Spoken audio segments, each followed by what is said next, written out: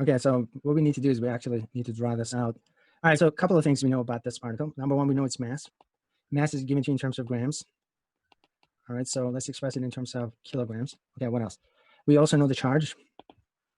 Oh, this is actually fairly big. All right, so this is millicoulombs, so we need to express it in terms of coulomb. Okay, so we know that there's an electric field along the x direction. It's 5 newtons per coulomb. There's nothing, no electric field along the y or z directions. All right, so this is, okay, so the electric field strength here is uniform, so which means that the electric field is going to be constant. This particle is moving along the y direction. It's projected into the system along the y direction, so it's moving at a speed of 70 meters per second. And it doesn't have an x or the z components, so these components are 0.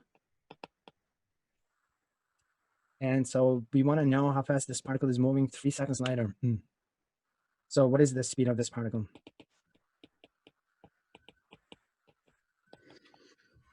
All right, it's 3 seconds. All right, this looks kind of nasty. All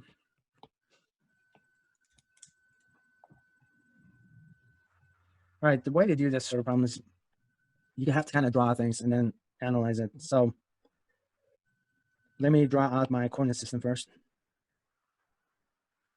All right, so I'm going to express this only 2-dimensionally. I don't care about a 3-dimensional system right now. Okay, so here's something. This is the x axis. You got the y axis. Electric field is going to be along the x direction. So we got the electric field in this direction. And then I'm noticing that the particle is going to be projected into this region along the y direction. So this thing is going to be moving along the y direction. All right, so I will have the particle. I'm just going to place the particle here. And it's going to be projected in this direction. All right, so this is the initial speed of this particle. All right, so what do you think is going to happen to the particle when you project it in that direction? All right, any ideas, any suggestions? What do we do? Well, it's going to accelerate to the right. Okay, okay, that's not bad. It's going to accelerate to the right. So what's going to happen to this particle is electric field acting on it is going to cause a force on it, right? Along the x direction. So which means that this particle, this mass is going to accelerate to the right. Okay, very good. Okay, so what kind of motion is that? Horizontal. All right, so here's what's going to happen to it. It's going to turn into a projectile motion in this direction. All right, so the trajectory is going to start to change because it's going to start to accelerate in that direction, which means that it's going to have a horizontal speed 3 seconds later. All right, so which means that if I place the particle 3 seconds later, it's going to be right here. So it's going to have the same vertical speed. So this speed is not going to change, right? This is the same as the initial speed. Now what's going to happen is it's going to be moving in this direction. It's going to accelerate in this direction. So it's going to have some speed in this direction. So if that's the case, can we figure out the actual speed? Yes. Yeah, so which means that you have to add up the vectors, right? So this is going to have a net speed here 3 seconds later. So the question is, what is the speed? Got it? Do you guys notice what happens when you actually do this visually? Okay, all of a sudden it doesn't look as bad. You kind of know how to do it.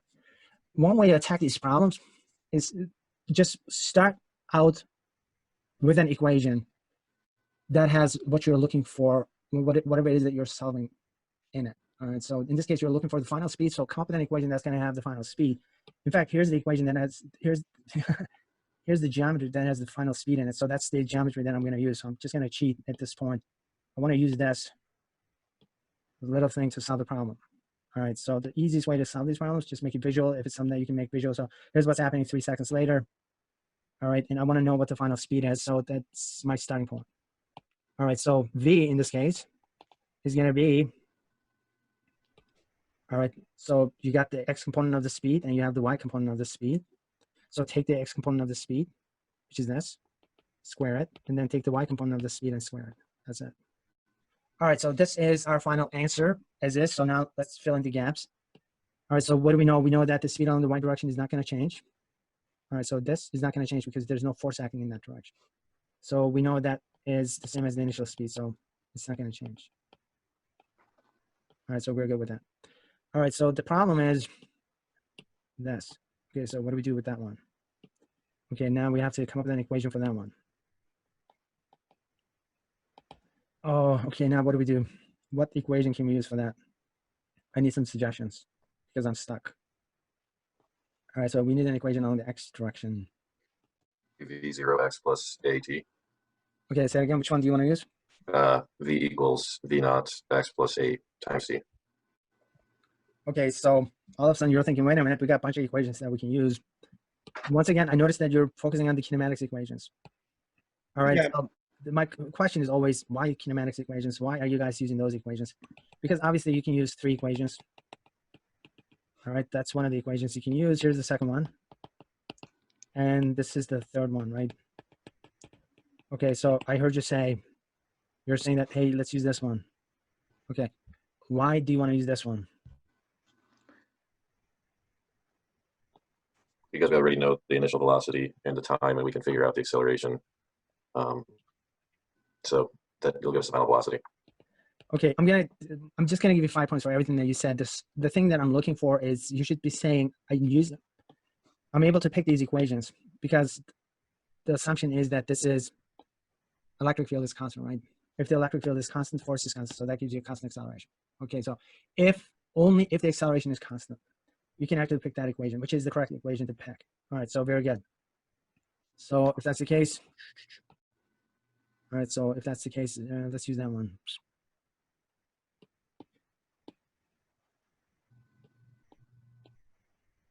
All right, so under the circumstances, the best one to use is this one. I agree. Okay, so that was good thinking. All right, so initial speed is 0, you said. Oh, is it 0 along the x direction? Oh yeah, it's not moving along the x direction, right? Okay, so let me just adjust my notations here. All right, so initially it's not moving along the x direction, so that thing is gonna be 0. And now we got an expression. We got the acceleration along the x direction. Good, all right. So what do we do? So this and that, they're the same. So you can do a back substitution into that formula.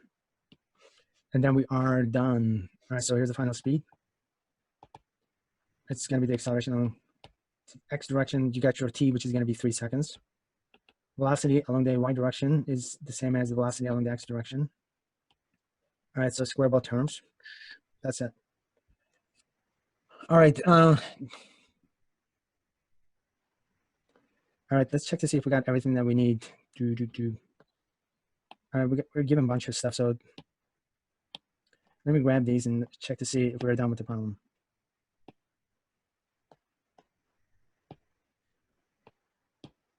All right, so what do we have?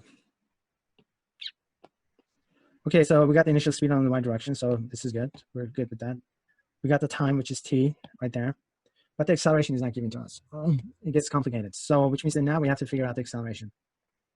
All right, guys, one of the things that I want you to notice that I'm just using the numbers that I have to guide me, because whatever the final answer is, it needs to include all the numbers or most of the numbers given to us. All right, so which means that now we got to figure out this. Okay, so where do you get that from? You kind of get it from the force on the x direction, right? And where do you get the force from? You get the force from the electric field acting on the charge. Okay, so solve for the acceleration. So you have Q, you got the electric field along the x direction, and then everything is divided by the mass. And then we do a back substitution. All right, so this is the same as that.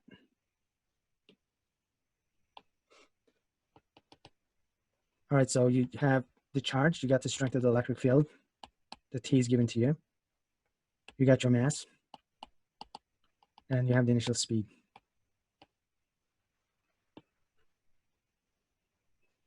All right, so this is a complete solution.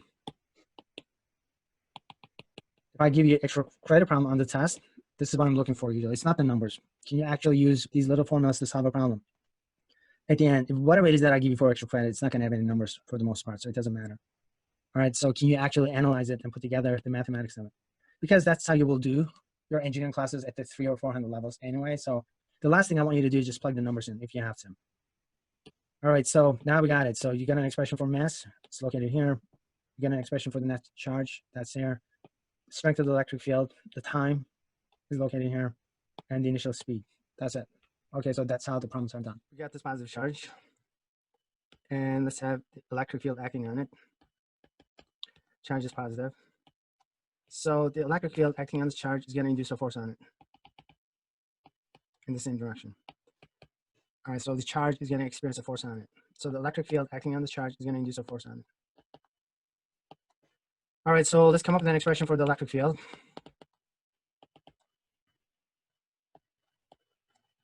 All right, and you have K, and let's assume that this is the source of the field. All right, source of the field is going to be Q naught. All right, so this is going to be the source of the field, which means that the Q naught is going to be located here somewhere. And this is a positive charge in this case. All right, so let's do a back substitution. So this is going to get substituted into that.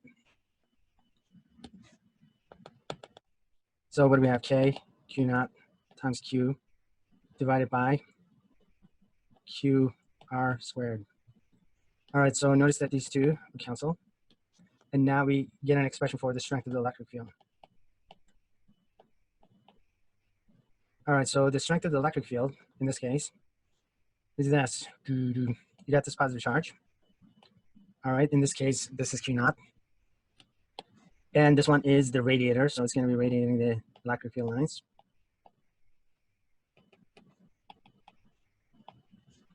And R is going to be a radial distance that you're looking at. All right, so this is P is my reference point. I'm going to place my P right there. All right, this is my reference point that I'm looking at. So this is my radial distance. And so I'm interested in the strength of the electric field right at that point. So the strength of the electric field right at this point is going to be given by this equation. This is given by this equation. All right, so right at this point, you get the strength of the electric field.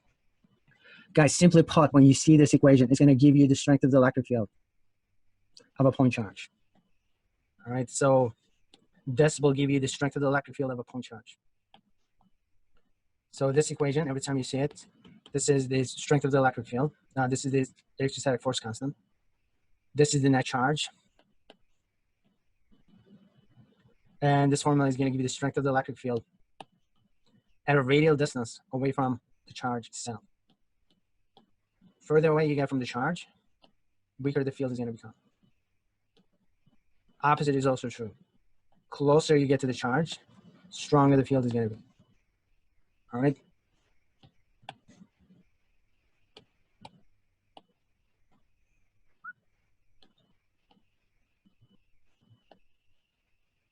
All right, so here's the radial distance, and here's the strength of the electric field is a function of the radial distance.